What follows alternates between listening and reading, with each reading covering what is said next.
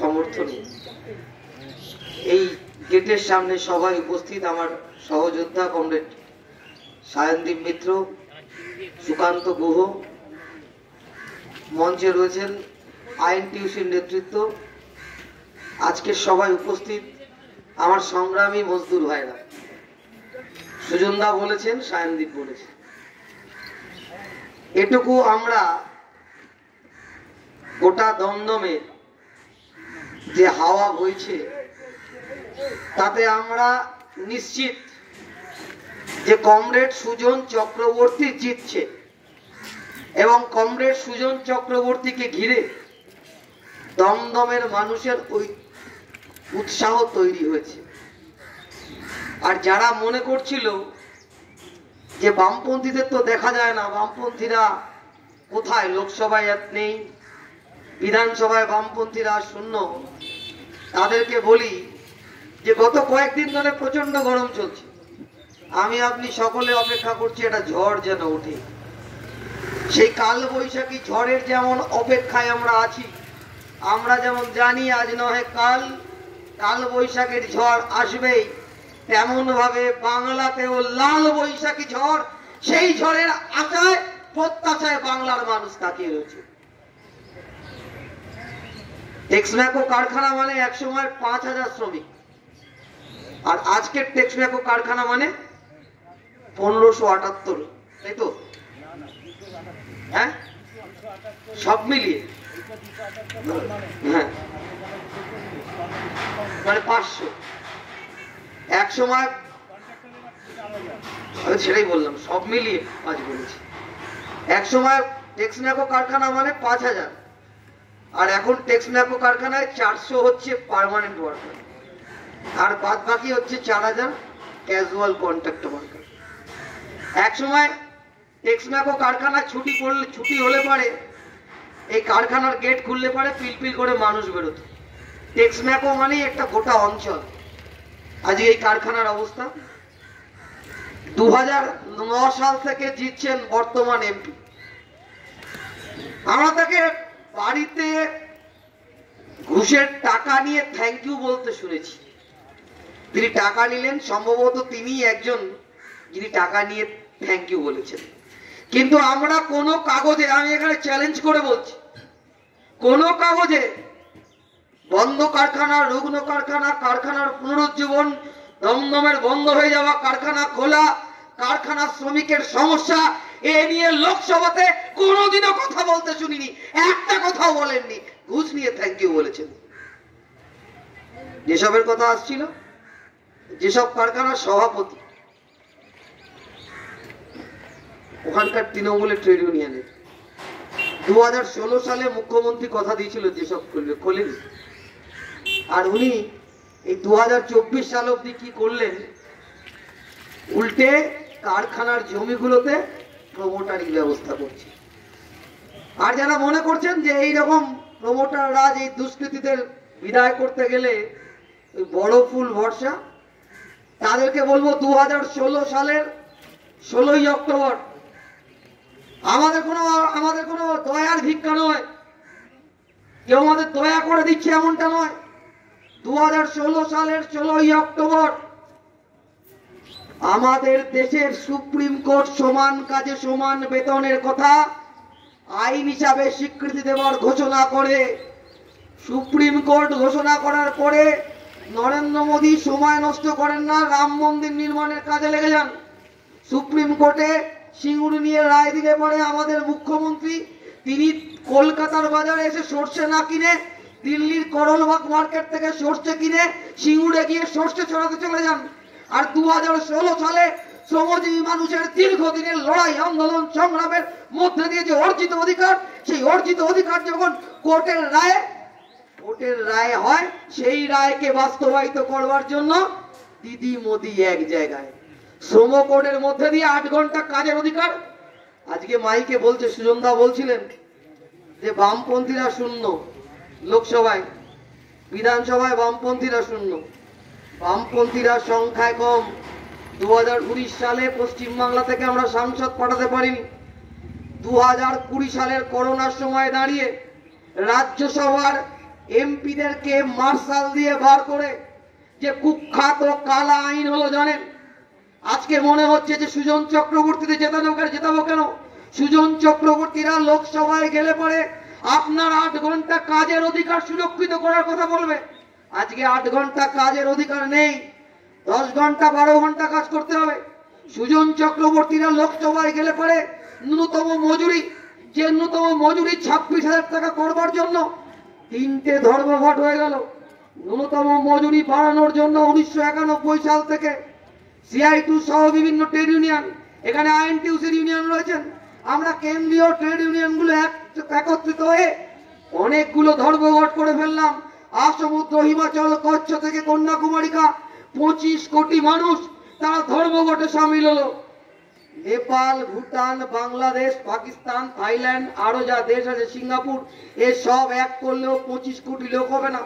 এতগুলো লোক ধর্মঘটে অংশগ্রহণ করে বলল যে ঠিকা শ্রমিক প্রথা বিলোপ করতে হবে, সমস্ত ঠিকা শ্রমিকদের পার্মানেন্ট করতে হবে।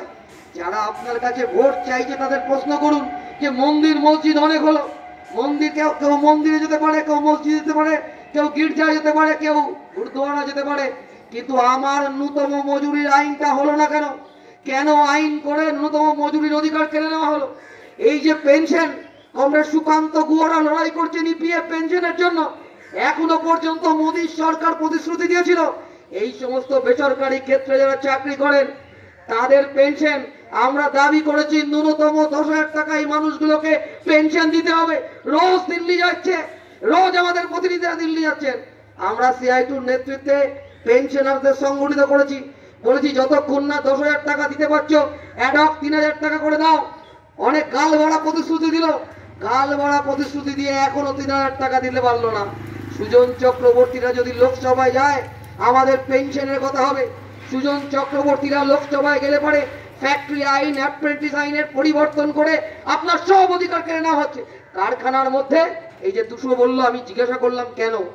300-র কম শ্রমিক দেখাবে আর একটা আইনের সুযোগও আপনারা পাবেন না। কারখানার মধ্যে ঠিকা শ্রমিক, আমরা বললাম একই রকম কাজ করছে, তাহলে একই রকম বেতন দিতে হবে, সব রকম সুযোগ সুবিধা দিতে হবে।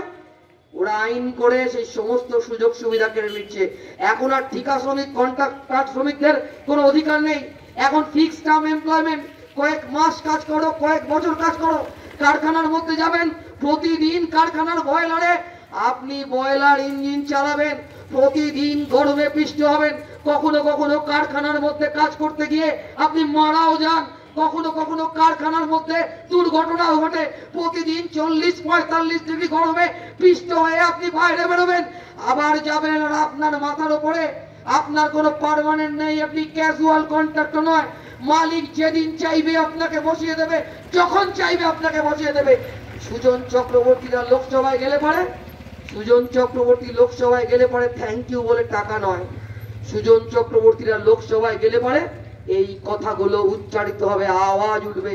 সুজন চক্রবর্তীরা লোকসভায় গেলে আমরা কারখানার গেটে ধর্মঘট করলাম, নরেন্দ্র মোদী সরকার আইন করে ধর্মঘটের অধিকার আমাদের থেকে কেড়ে নিচ্ছে। এই যে সংঘবদ্ধ হয়েছে trade union, charter of demand দেন, এই যে ডিমান্ড দিয়ে মালিকের সঙ্গে দর কষাকষি করেন, মালিকের সাথে দর কষাকষি করবার অধিকার, ট্রেড ইউনিয়ন করবার অধিকার, কারখানার অভ্যন্তরে সংগঠিত হওয়ার অধিকার। নরেন্দ্র মোদী আইন করে কোন মুখে শ্রমিকদের কাছে পদ্মফুল এঁকে ভোট চাইবেন বিজেপির প্রার্থী? তাকে তো আগে বলতে হবে যে শ্রম কোড কবে জ্বালিয়ে দেওয়া হবে। সুজন চক্রবর্তীরা সংখ্যায় যদি লোকসভায় যায়, আমরা আপনাদের বলছি ওই শ্রম কোড জ্বালিয়ে পুড়িয়ে দেওয়া হবে। শ্রমিক বিরোধী শ্রম কোড আমরা রাখতে দেবো না। ধর্মঘট করার অধিকার কোনো মোদী মমতা আমাদের দেয়নি। এখানে মমতা বন্দ্যোপাধ্যায়রা ধর্মঘট করলে পারে তৃণমূলের গুন্ডা বাহিনী লাগিয়ে দেয়, বলে ধর্মঘট করা যাবে না। শ্রমিকের লড়াই, আন্দোলন, সংগ্রামের শেষ অস্ত্র হচ্ছে ধর্মঘট। নেতাজি সুভাষচন্দ্র তার একটা লেখায় বলছিলেন ধর্মঘট কখন শ্রমিক করে, তার নিজের আয়টা বাদ রেখে সে ধর্মঘট করে। সে নিজের স্বার্থ জলাঞ্জলি দিয়ে ধর্মঘট করে। দেওয়ালে পিঠ না ঠেকলে পারে সে ধর্মঘট করে না। আর মোদিরা আইন করে ধর্মঘটের অধিকার কেড়ে নেবে, আর দিদিরা গুন্ডা পাঠিয়ে, লেঠেল পাঠিয়ে, পুলিশ পাঠিয়ে ধর্মঘট বন্ধ করবে। ধর্মঘট করলে পরে ডিউটিতে পরের দিন যোগ দিতে দেবে না। ধর্মঘট করলে পরে কান কেটে দেবে, ধর্মঘট করলে পরে চাকরি থেকে একদিনের আয় কেটে নেবে, চাকরি থেকে একটা দিন কেটে নেবে। আর আজকে আমাদের সামনে এসে ভোট চাইছে। সুজন চক্রবর্তীরা লোকসভায় গেলে পরে জিনিসের দাম বৃদ্ধির বিরুদ্ধে লড়াই, সেই লড়াইটা আরো এগিয়ে যাবে। দিয়ে পাচ্ছে না, জিনিসের দাম বাড়ছে হু হু করে, তার সাথে সাজুজ্য রেখে মাইনে বাড়ছে না, তার সাথে সঙ্গতি রেখে ডিএ বাড়ছে না, বাড়ি ভাড়া তার সাথে সঙ্গতি রেখে বাড়ি ভাড়া বাড়ছে না। এই ডিএ পাওয়া, বাড়ি ভাড়া পাওয়া, প্রভিডেন্ট ফান্ড পাওয়া, গ্র্যাচুইটি পাওয়া, যা শ্রমজীবী মানুষ দীর্ঘ লড়াই আন্দোলন সংগ্রামের মধ্যে দিয়ে অর্জন করেছে, সেই অধিকারগুলো আজকে আক্রান্ত। সুজন চক্রবর্তীদের সংসদে পাঠাতে হবে এই আক্রান্ত অধিকারগুলোকে রক্ষা করার জন্য, আর যে অধিকার পায়নি সেই অধিকার পাওয়ার জন্য লড়াই করতে। 8 ঘন্টা কাজের জন্য গোটা পৃথিবীর ইতিহাস সাক্ষী আছে। শ্রমিকের 8 ঘন্টা কাজ, 8 ঘন্টা বিশ্রাম, 8 ঘন্টা রিফ্রেশমেন্টের জন্য লড়াই করেছে গোটা পৃথিবীর ইতিহাস সাক্ষী আছে। লাল ঝান্ডা ভারতবর্ষের মাটিতে একটার পর লড়াই করেছে লাল ঝান্ডা। আর স্বাধীনতা আন্দোলনের সময় লড়াই করেছে, দেশ স্বাধীন করার পাশাপাশি শ্রমজীবী মানুষের অধিকারের জন্য লড়াই করেছে লাল ঝান্ডা।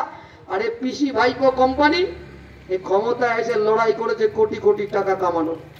তৃণমূলের কাউন্সিলর থেকে এমপি থেকে এমএলএ, এরা হচ্ছে কারখানার মালিকদের সাথে এদের ষাট, এরা কারখানার মালিকদের থেকে তোলা, এলাকায় তোলাবাজি করে টাকা, গঙ্গার বালি বিক্রি করে দেওয়া, মাটি বিক্রি করে দেওয়া। তোমরা প্রদীপ মজুমদার বলছিলেন হাজার হাজার হাজার হাজার যোগ্য শিক্ষকের ভবিষ্যৎকেও এরা ঘোর অনিশ্চয়তার মধ্যে ঠেলে দিয়েছে। এদের বিরুদ্ধে লড়াই করতে হবে। আর যারা মনে করছেন যে তৃণমূলকে বিজেপি রুখে দিতে পারে, তাদেরকে বলবো, যদি মোদি চাইতেন, যদি বিজেপি চাইতো, তাহলে এতদিন ভাইপো কালীঘাটের কাকুর গলার স্বর কোর্টে বেরিয়ে গেছে। ভাইপোর থেকে ইডি আর সিবিআই এর কতটুকু দূরত্ব, কিন্তু ভাইপোকে কিছুতেই ইডি আর সিবিআই ছুতে পারছে না। কারণ সংসদে যখন রেল বিক্রি হয়, সংসদে যখন লোকোমোটিভ কারখানা, এখানকার লোকোমোটিভ কারখানার অর্ডার পাওয়া যাবে না। বেনারসের সরকারি লোকোমোটিভ কারখানা, তারা অর্ডার পাবে না। চিত্তরঞ্জন লোকোমোটিভ কারখানা শুকিয়ে মরে যাবে। জাপান থেকে লোকোমোটিভ ইঞ্জিন আনবে বলে নরেন্দ্র মোদী যখন সংসদে বিল আনে, সৌগত রায়রা সংসদে না থেকে ধর্মতলায় বসে লুডু খেলেন। ফলে দিদি আর মোদি যখন রেল বিক্রি হয়, ব্যাংক বিক্রি হয়, ডিফেন্স বিক্রি হয়, কয়লা বিক্রি হয়, তেল বিক্রি হয়, তখন সৌগত রায়রা, নুসরাত জাহানরা, মিমিরা মোবাইলে টিকটক করেন। তারা হচ্ছে এটা নিয়ে লড়াই করেন না। তাই জন্য তৃণমূল আর বিজেপি তারা একে অপরকে বাঁচিয়ে রাখবে এবং জানে যে তৃণমূল সংসদে গেলে মোদির বিরুদ্ধে লড়াই করবে না। আর আমরা আপনাদের বলছি যে আপনাদের কথা, আপনাদের কণ্ঠস্বর, আপনাদের দাবি তুলে ধরার লড়াই লোকসভা নির্বাচন। লোকসভা নির্বাচন দেশের কর্মসংস্থান, বেকার যুবক যুবতীর কর্মসংস্থানের জন্য লড়াই। লোকসভা নির্বাচন নতুন কারখানা খোলার জন্য লড়াই। ভারতবর্ষের প্রধানমন্ত্রী মন্দির উদ্বোধন করছেন।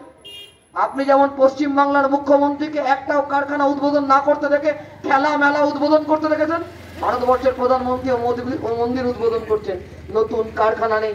ভারতবর্ষের বেকার ছেলে মেয়েরা, শুধু পশ্চিম বাংলার বেকার ছেলে মেয়েরা ট্রেন ধরে পশ্চিম বাংলার বাইরে না, ভারতবর্ষের বেকার ছেলে মেয়েরা তারা পৃথিবীর বিভিন্ন প্রান্তে, যারা লেখাপড়া জানে তারা একটু অন্যরকম কাজ, যারা লেখাপড়া জানে না, আমি সত্য একটা অভিজ্ঞতা, আমাকে ট্রেড ইউনিয়নের পক্ষ থেকে প্যারিসে পাঠিয়েছিল ট্রেড ইউনিয়নের বিভিন্ন বিষয়ে আলোচনা করবার জন্য।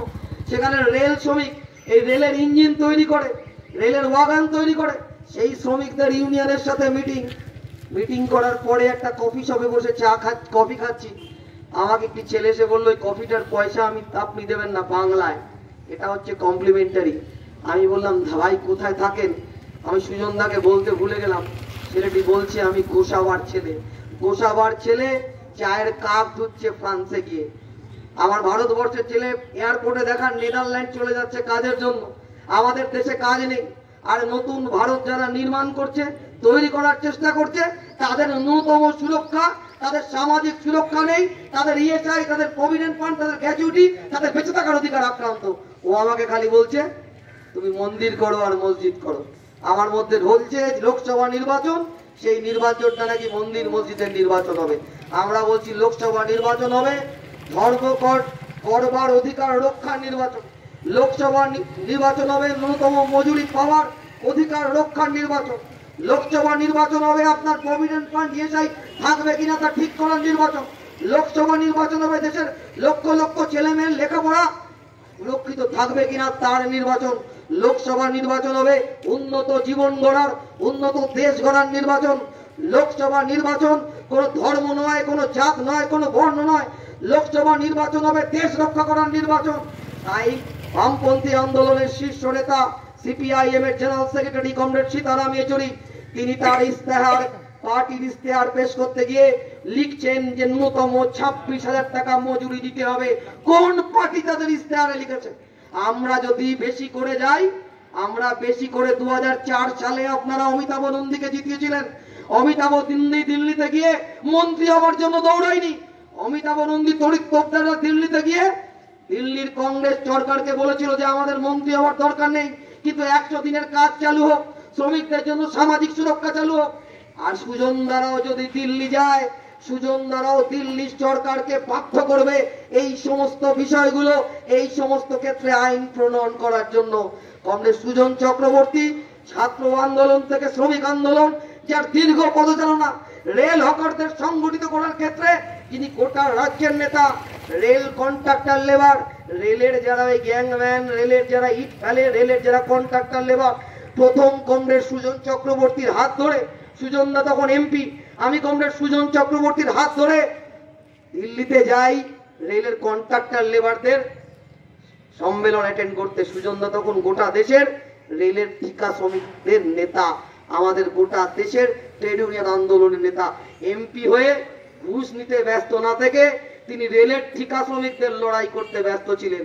যখন হকার উচ্ছেদ হয়েছে স্টেশনের পর স্টেশন, তখন কমরেড সুজন চক্রবর্তীরা গিয়ে রেল স্টেশনে দাঁড়িয়েছেন যে হকারদের পুনর্বাসন দিতে হবে, তারপর হকার উচ্ছেদ করা যাবে। ছাত্রের দাবিতে, যুবকের দাবিতে, মানুষের দাবিতে রাস্তায় নেমেছেন কমরেড সুজন চক্রবর্তীরা। আপনাদের কাছে আবেদন করবো, শুধু আপনার ভোটটা নয়, আপনার পরিবার পরিজন যে যেখানে আছে তার ভোটটা, এবং কারখানার অভ্যন্তরে আওয়াজ রাখুন যে টেক্সম্যাকো বাঁচাতে, আরো উন্নত টেক্সম্যাকো তৈরি করতে, টেক্সম্যাকো কারখানাকে আরো উন্নত করতে, টেক্সম্যাকো কারখানার শ্রমজীবী মানুষের জীবন মানকে উন্নত করতে আমাদের প্রয়োজন কমরেড সুজন চক্রবর্তীর মতো সাংসদ। আসুন কমরেড সুজন চক্রবর্তীকে কাস্তে হাতুড়ি তারা চিহ্নে ভোট দিয়ে বিপুল ভোটে জয়ী করি, এই আহ্বান জানিয়ে সকলকে আমাদের সিআইটির পক্ষ থেকে ধন্যবাদ, অভিনন্দন জানিয়ে আমার কথা শেষ করলাম। ইনকলাব জিন্দাবাদ, দুনিয়ার মজদুর এক হোক।